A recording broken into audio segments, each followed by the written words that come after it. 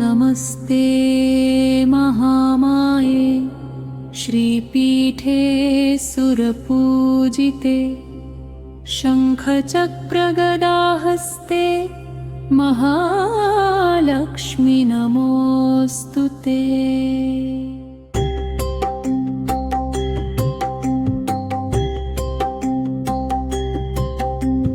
नमस्ते गरुडारूढे कोलासुरभयङ्करी सर्वपापहरे देवी महालक्ष्मी नमोऽस्तुते। सर्वज्ञे सर्ववरदे सर्वदुष्टाभयङ्करी सर्वदुःखहरे देवी महालक्ष्मी नमोऽस्तुते। सिद्धिबुद्धिप्रदे देवी भुक्तिमुक्तिप्रदायिनी मन्त्रपूते सदा देवी महालक्ष्मी नमोऽस्तुते। आद्यन्तरहिते देवी आद्यशक्ति महेश्वरी योगजे योगसम्भूते महालक्ष्मी नमोऽस्तुते। स्थूलसूक्ष्ममहारौद्रे महाशक्ति महोदरे महापहरे देवी महालक्ष्मी नमोऽस्तुते।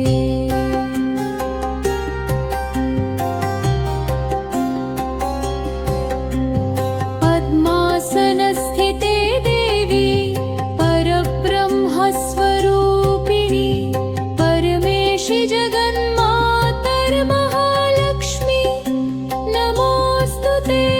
शतकाम्बरधरे देवी नानालङ्कारभूषिते जगत्स्थिते जगन्मातर्महालक्ष्मी नमोऽस्तुते। महालक्ष्म्यष्टकं स्तोत्रं यः पठेत् भक्तिमान् नरः सर्वसिद्धिमवाप्नोति राज्यं प्राप्नोति सर्वदा। एककाले पठेत् नित्यं महापापविनाशनं द्विकालं यः पठेत् नित्यं धानना। नमस्ते महामाये श्रीपीठे सुरपूजिते शङ्खचक्रगदाहस्ते महालक्ष्मी नमोऽस्तुते।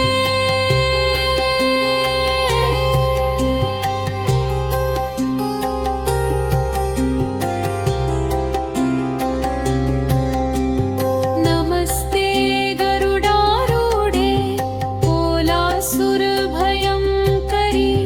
सर्वपापहरे देवी महालक्ष्मी नमोऽस्तुते।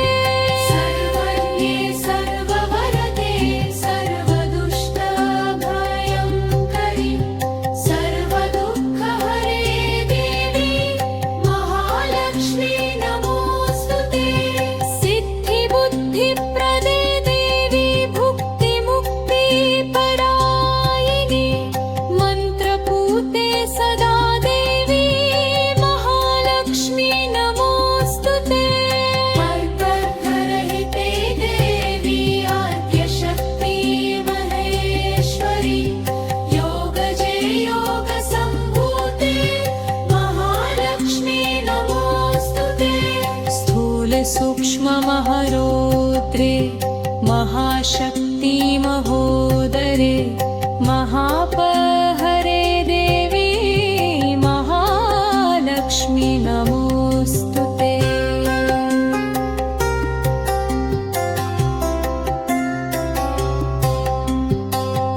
पद्मासनस्थिते देवी परब्रह्मस्वरूपिणी परमेशि जगन्मातर्महालक्ष्मी नमोऽस्तुते। श्वेताम्बरधरे